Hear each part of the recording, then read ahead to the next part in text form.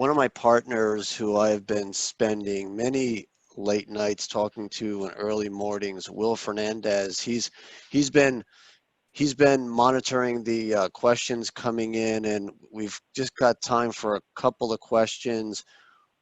Will, do you want to jump in and ask a couple to the panel? Sure. One of the questions that came up was, and you've all talked about this a little earlier, but given that many of the businesses are shut down, not just because of lack of business, but also because by government edict, they need to be closed.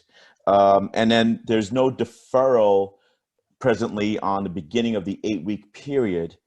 If during the 8-week period, they do not exhaust all of their loan balance that they were given, is the balance that's remaining after the 8-week period still allowed to be used for covered expenses, and obviously wouldn't be eligible for forgiveness? But do they need to expend it all within the 8-week, or can they go beyond the 8-week period to continue to pay for the covered allowed expenses?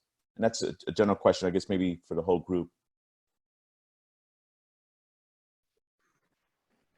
This is Alex. I'll take a stab at this. I mean, the way I read the statute and the rules is, it's not funds available just for 8-week period. The 8-week period is specifically for the loan forgiveness, where a coworker told me that they're called, the loan can turn into a grant. Otherwise, they use the term groan.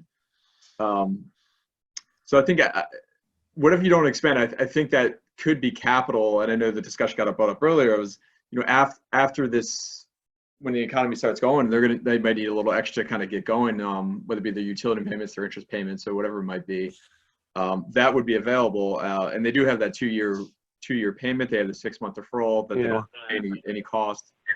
So I think that does help kind of drive the point that it doesn't have to be used just in that 8-week period. And if you look at the loan forgiveness part, it does allow for reductions in salary, so you don't necessarily have to pay the employees 100% of their salary that was calculated when you actually figure out the total amount of the loan. You're allowed to give them up to, I think, a 25% reduction before you even have any kind of impact on your forgiveness. So it kind of goes back to the point of they just want to make sure that while you're not bringing in revenue, while there's issues and you're not able to kind of have your restaurants and pay your workers there, that they don't have to worry once they come out of this, they'll have to go find another job, that there are businesses who are offering jobs out there. So kind of looking at that intent, I think you have the ability to kind of use those for the designated reasons that they give after the 8-week period.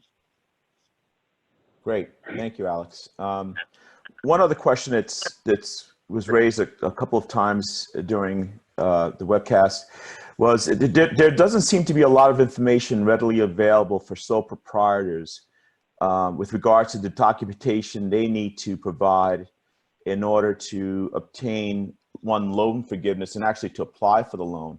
And maybe Chuck, I don't know if you have any guidance on the sole proprietors and independent contractors who are applying as individuals, if there's differences in what they need to provide that may be different from a let's say a business concern. This is John. I'll take that question. Sure.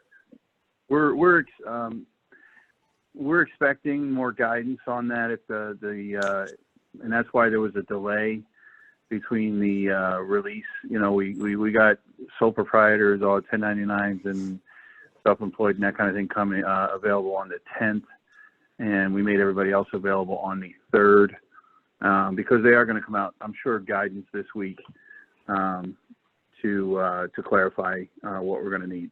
So stay tuned. Great, thanks. Another question that came up was the application is asking for number of employees, and there's a concern as to whether that is just for the purposes of determining whether you meet or exceed the 500 employee limit, which covers many companies but not all, or is that the number that's going to be the mark for the purposes of determining your FTE count during the forgiveness period? I'm not sure if there's any guidance on that number. That number really is for eligibility purposes.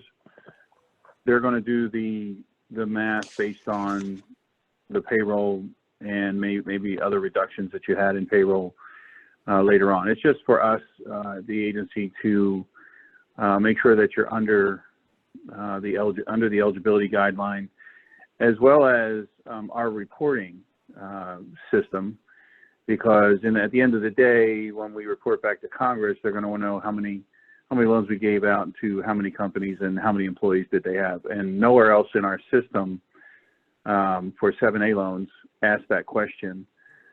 So that's why they've added it on there. Great, thank you. One other question is, we're hearing that there's some barriers to get into the systems unless you're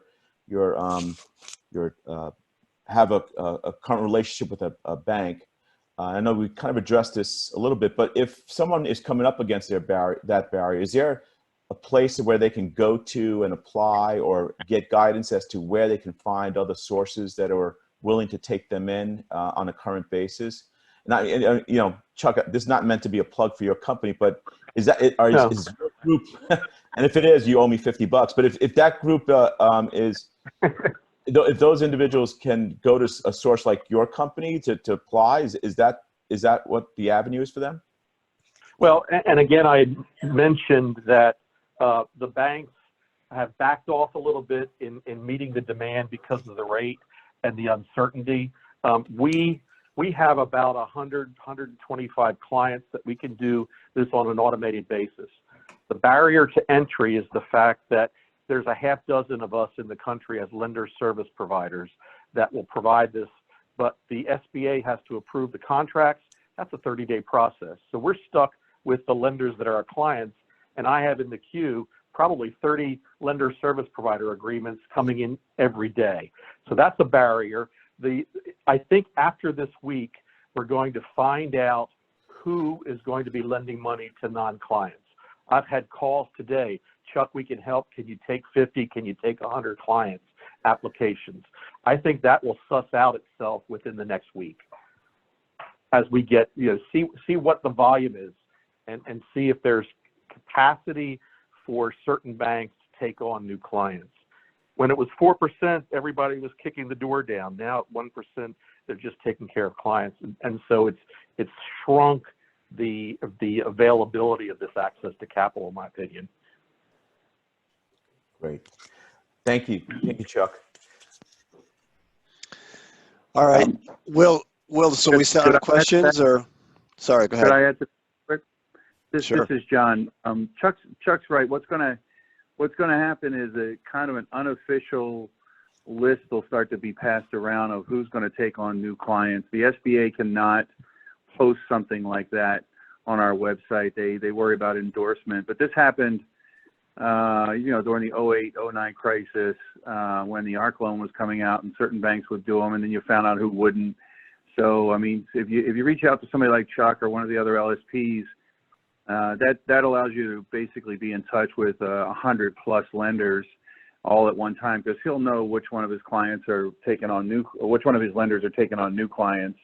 So there's going to be these unofficial kind of lists passed around, and the best place to go is to somebody that can really get in touch with as many lenders as possible. Now I owe John and Mike $50.